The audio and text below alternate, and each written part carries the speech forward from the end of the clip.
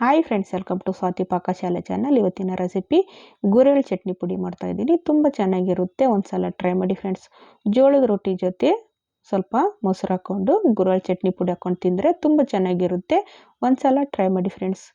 ಗುರೆಳ್ಳು ಚಟ್ನಿ ಪುಡಿ ಮಾಡುವ ವಿಧಾನ: ಒಂದು ಬಾಣಲೆ ಇಟ್ಕೊಳ್ಳಿ. ಬಾಣಲೆ ಚೆನ್ನಾಗಿ ಬಿಸಿ ಆದಮೇಲೆ 1 ಕಪ್ಪು ಗುರೆಳ್ಳು ಹಾಕಿ, ಹುಚ್ಚೆಳ್ಳು ಅಂತಾರೆ, ಗುರೆಳ್ಳು ಅಂತಾರೆ.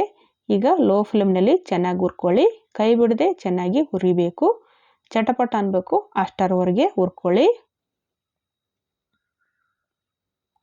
ನೀವು ಒಂದ್ಸಲ ಟ್ರೈ ಮಾಡಿ ಫ್ರೆಂಡ್ಸ್, ತುಂಬ ಚೆನ್ನಾಗಿರುತ್ತೆ.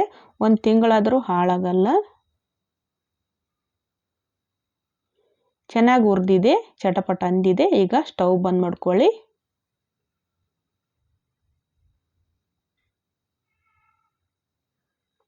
ಒಂದು ಪ್ಲೇಟಿಗೆ ಹಾಕಿ ತಣ್ಣಗಾಗಲು ಬಿಡಿ.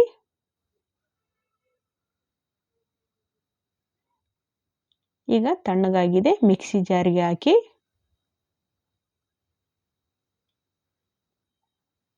2 ಸ್ಪೂನ್ ಖಾರದ ಪುಡಿ ಹಾಕ್ತಾ ಇದ್ದೀನಿ. ನಿಮ್ಗೆ ಎಷ್ಟು ಬೇಕೋ ನೋಡಕೊಳ್ಳಿ.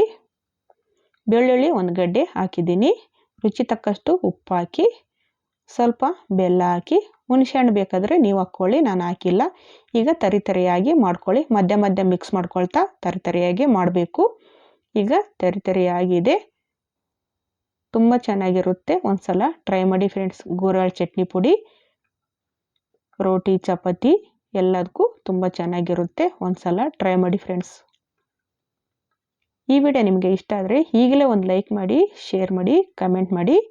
ನನ್ನ ಚಾನಲ್ಗೆ ಹೊಸಬ್ರಾದರೆ ಈಗಲೇ ಸಬ್ಸ್ಕ್ರೈಬ್ ಆಗಿ.